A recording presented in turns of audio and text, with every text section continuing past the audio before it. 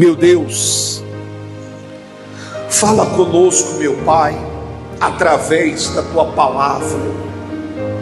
Não o que nós queremos mais, o que nós precisamos ouvir, meu Deus.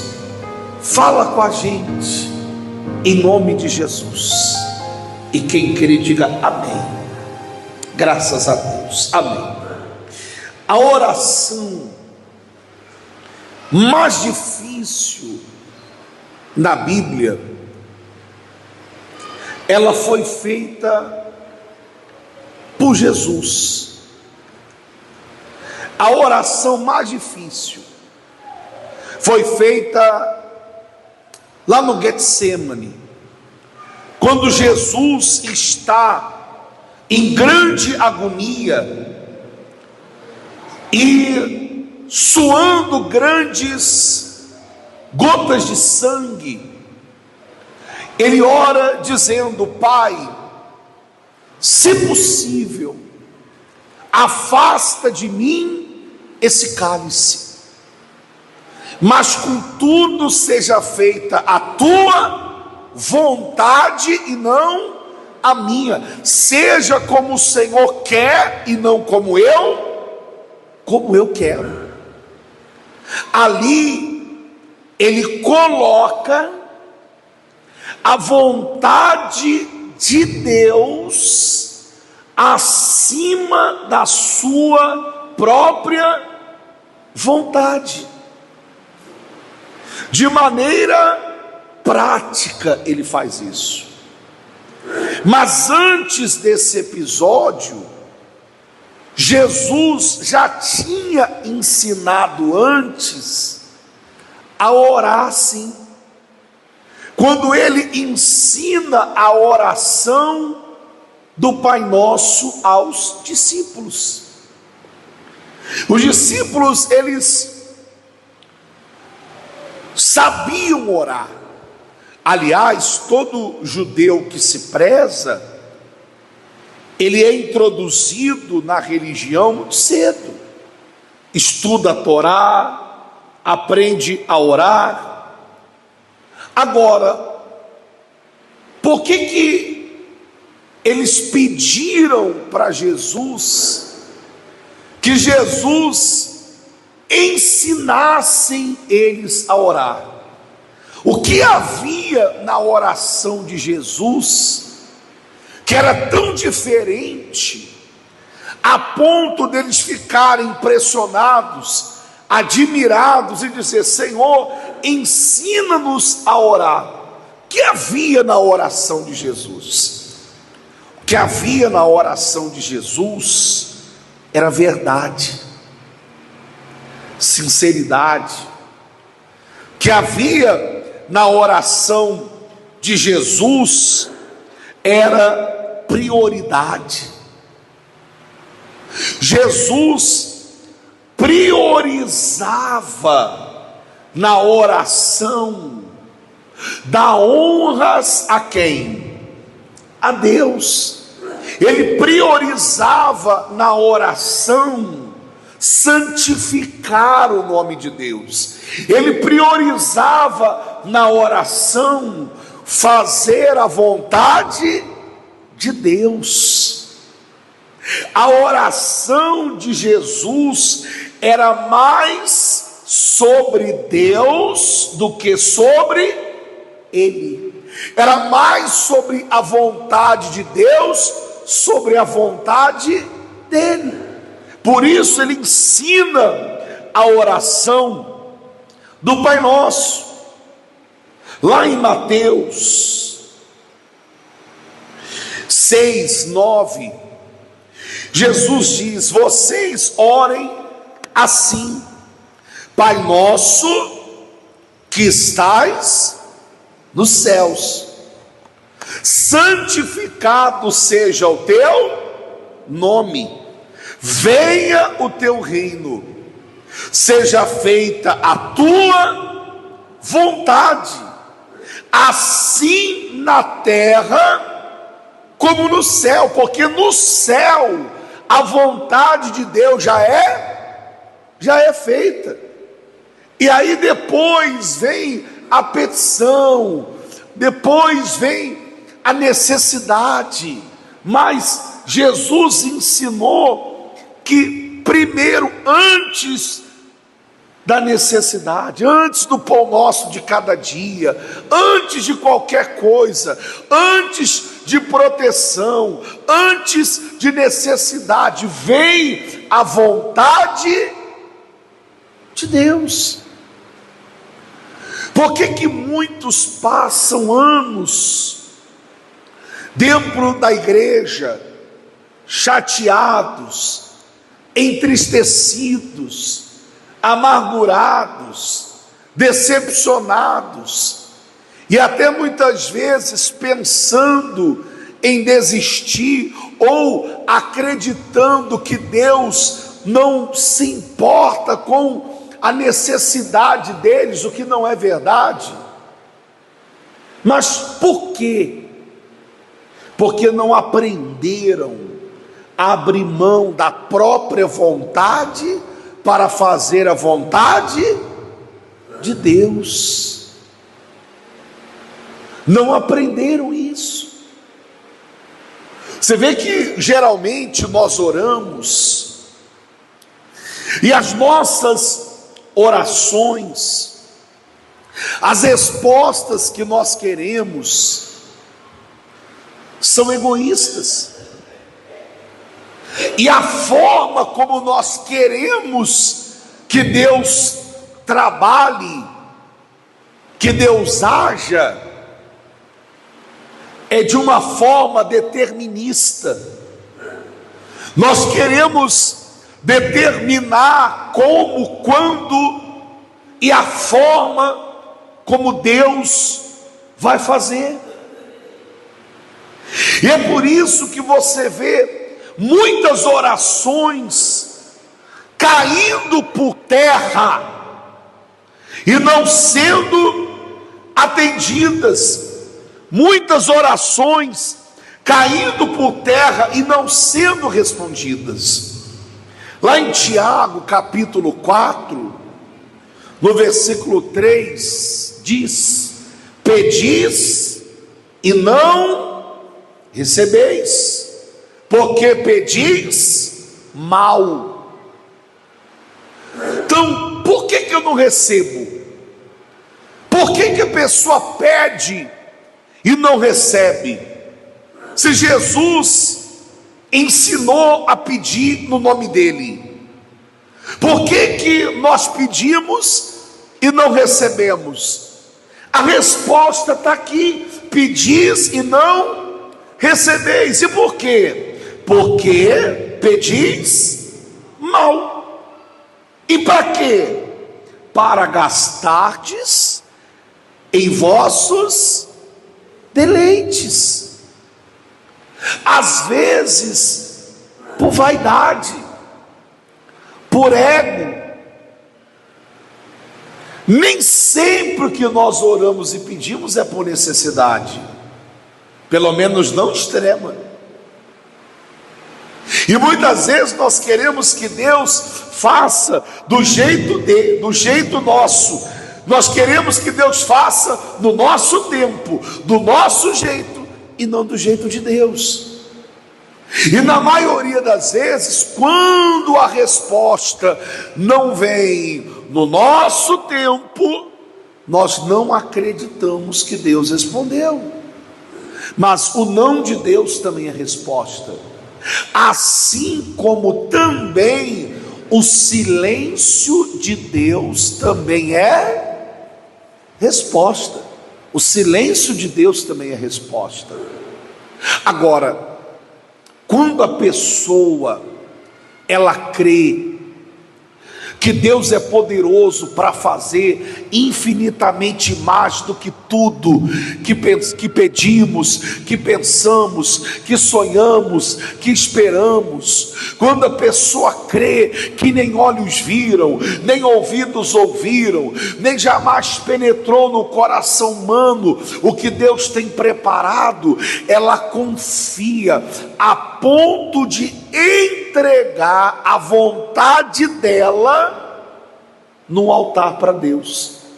Sabe qual é a coisa mais difícil? Sacrificar a nossa vontade.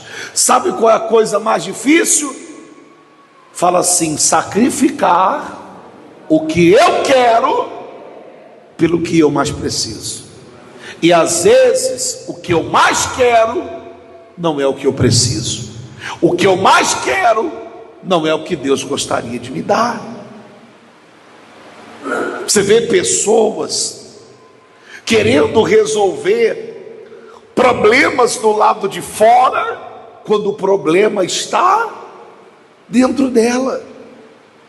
Você vê mães lutando pelos filhos, quando na verdade nem elas foram transformadas. Mulheres querendo salvar seus maridos, quando nem elas estão salvas. Pessoas querendo ajudar todo mundo, quando nem elas foram ajudadas. Quer dizer, elas estão focando naquilo que é errado. Não errado no sentido de que aquilo é uma coisa errada, não, mas no sentido de que aquilo não é a hora, não é o momento, não é a hora. Existe uma prioridade maior, e a prioridade é cuidar de você, da tua vida com Deus, da tua comunhão, ser batizado com o Espírito Santo, se libertar. Às vezes o que você quer não é o que Deus quer. Às vezes você está lutando por algo, Deus quer te dar outra coisa. Às vezes você está orando por alguém e Deus quer te dar outra pessoa. Principalmente você que está aqui, solteiro, solteira. Às vezes você está insistindo tanto em alguém. Eu quero, como uma criança mimada. E Deus quer dar para você alguém melhor. Às vezes você está prestes a arrumar um problema para a tua vida e Deus está evitando, mas você está batendo o pé e dizendo: eu quero, tem que ser assim, tem que ser do meu jeito, os critérios têm que ser este, e eu não abro mão, sem compreender e crer que Deus sempre terá o melhor. Vale a pena você abrir mão do que você quer pelo que Deus quer, porque Deus sempre tem algo muito melhor do que o que nós podemos imaginar. Às vezes o que você quer não vai, no fim não vai ser uma bênção, mas nós precisamos aprender a sacrificar a nossa vontade pela vontade de Deus. Tem mães que não conseguem salvar os filhos, porque os filhos estão no centro do coração delas e não Deus, porque elas priorizam mais o filho do que a Deus, ou mais o filho do que a si mesmo. Mulheres que elevaram os seus maridos, ou maridos que levaram suas mulheres numa posição que só Deus deveria ocupar na sua vida. E aí depois você quer que ele seja restaurado, transformado, deixe amante, pare de usar drogas, deixe a bebida, se torne um homem de Deus ou uma mulher de Deus. Como? Se nem você entendeu quem é Deus. Se Deus não é uma prioridade para você, como você quer que o teu marido faça de Deus a prioridade dele? Se Deus não é prioridade nem para você que está aqui todo dia. Como é que você quer que o teu filho priorize a Deus, se nem você está priorizando a Deus? Você está colocando o teu filho numa posição que não é dele. Nós precisamos aprender a sacrificar a nossa vontade. É fácil? Estou dizendo que é fácil? Não é. E é exatamente por isso que a gente tem medo de colocar essa frase no final das nossas orações: seja feita a tua vontade. Está lá o familiar, deita aqui, Tiaguinho, por favor. Está lá o familiar no hospital em coma. Você crê que o poder de Deus está aqui? Você crê que Deus pode curar? Você crê que o tempo de milagres não acabou? Poxa, olha quantos testemunhos maravilhosos nós presenciamos.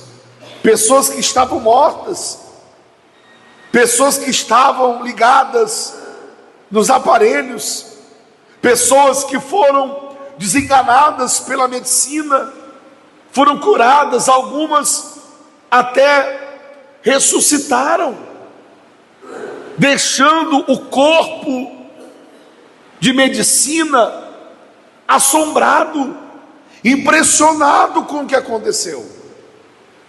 Só que muitas vezes você ora e a vontade de Deus não é curar, a vontade de Deus é recolher. Mas vê se nós oramos assim: meu Deus, em nome de Jesus, meu Pai, eu tenho fé e eu creio que o Senhor pode curar o meu familiar, eu creio que o Senhor pode tirar ele dessa situação, meu Pai, eu creio que o Senhor possa operar um milagre na vida dele, mas que seja feita a tua vontade. Vê se a gente fala assim. Fala não, sabe por quê? Que tem medo da vontade de Deus. Casamento, obrigado, casamento está mal, mas você não ora assim.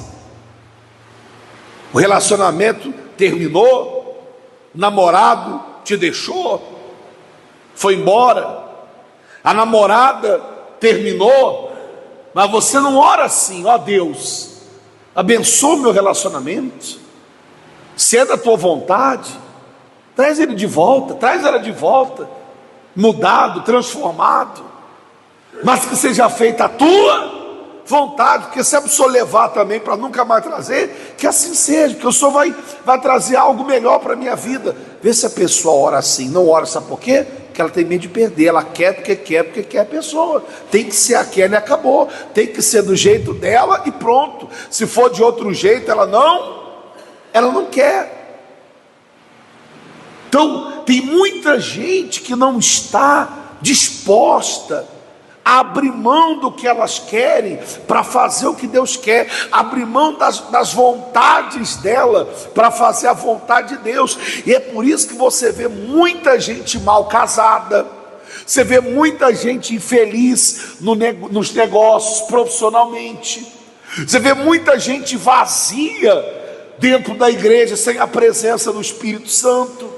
Você vê muita gente triste na igreja por conta das não realizações pessoais, porque elas não estão dispostas a sacrificarem nada para fazer a vontade de Deus. Faça a vontade de Deus. O salmista, lá no Salmo 40, no versículo 8, ele diz: tenho grande alegria em fazer a tua vontade, ó meu Deus, a tua lei, quer dizer, que a palavra está no fundo do meu coração. Tem gente que mudaria esta palavra, ao invés de dizer assim: tenho grande alegria em fazer a tua vontade, ela diria: Senhor, eu ficaria muito alegre se o Senhor realizasse o meu desejo.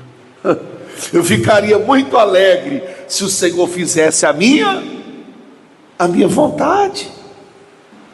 Cuidado com isso.